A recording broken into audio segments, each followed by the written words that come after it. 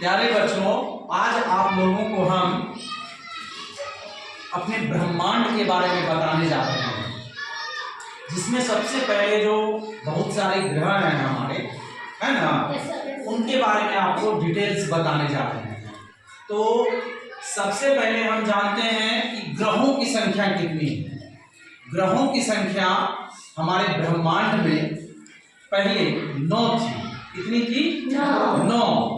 लेकिन उसमें जो है 2006 में जो है प्राग सम्मेलन में प्लूटो को जो है ग्रह की श्रेणी से हटा दिया गया है।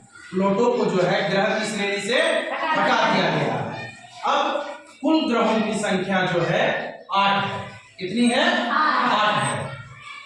तो एक ट्रिक है जिसके माध्यम से आप ग्रहों के बारे में अच्छी तरह से जान सकते हैं, सीख सकते हैं।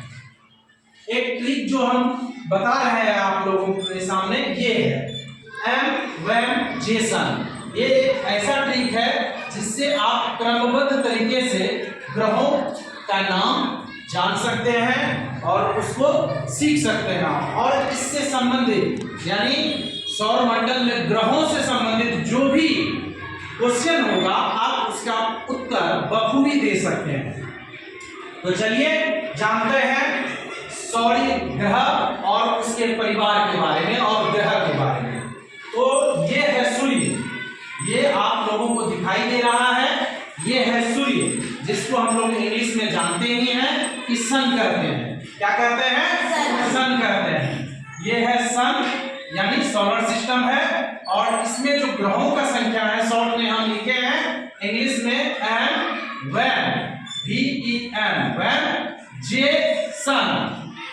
इसका अर्थ है M for Mercury, V for Venus, E for Earth, M for Mars, J for Jupiter, S for Saturn, U for Uranus, N for Neptune. ये एक ऐसा ट्रिक है जिससे आप बहुत सारे क्वेश्चन को हल कर सकते हैं और बहुत ही तेजी में कर सकते हैं। तो चलिए आगे जानते हैं कि एम-वैम-जेसन का फुल फॉर्म क्या होता है, जो अभी आपको इंग्लिश में बता भी दिए हैं। M मीन्स होता है मरकरी, V फॉर होता है वेनस, E फॉर होता है अर्थ, M फॉर होता है मार्स, J फॉर होता है जुपिटर और S फॉर होता है सैटर्न, U फॉर होता है यूरेनस और N फॉर होता है नेपच्यून। तो अब आप जानते हैं इसका हिंदी कि ये सभी का हिंदी क्या होता है।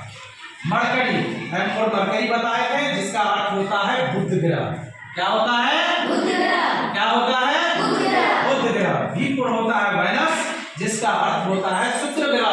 क्या होता है? शुक्र ग्रह। शुक्र ग्रह। E फॉर होता है अर्थ, जिसका अर्थ होता है पृथ्वी ग्रह। M फॉर होता है मार्स, जिसका मतलब होता है मंगल ग्रह। क्या होता है? मंगल ग्रह। और J फॉर होता है जुपिटर, जिसका अर्थ होता है बृहस्पति ग्रह।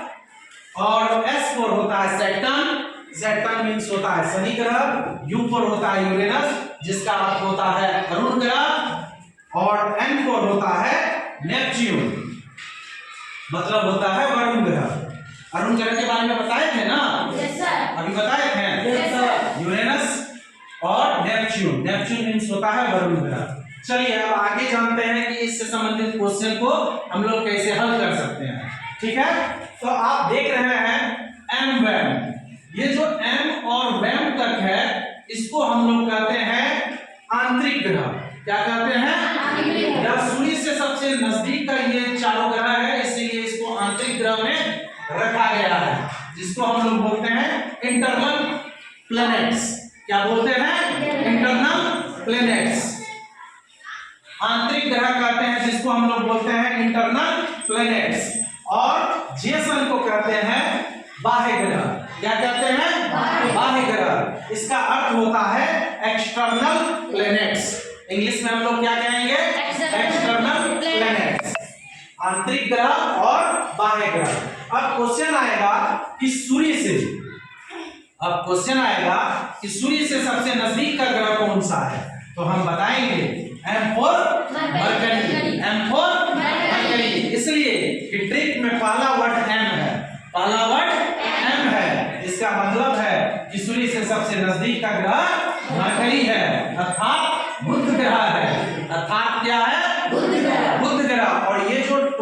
क्वेश्चन हम लोग पढ़ रहे हैं सोलर सिस्टम के अंतर्गत पढ़ रहे हैं।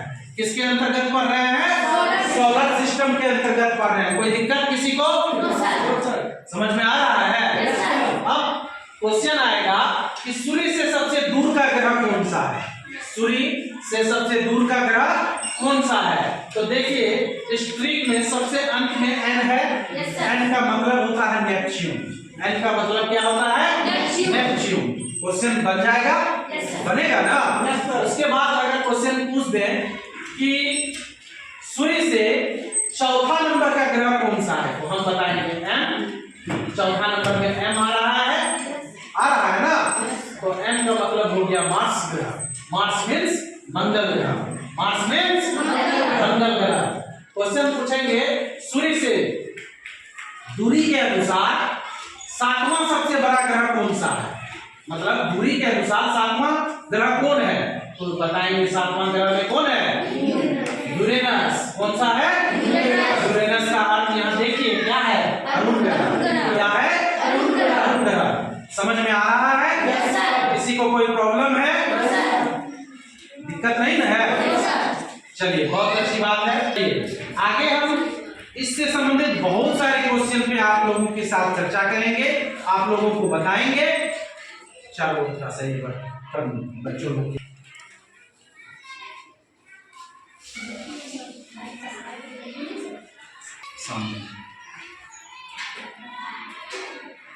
watching my YouTube video and learn, write and remember every question and answer. Thanks watching YouTube channel @PramodMali. Thanks.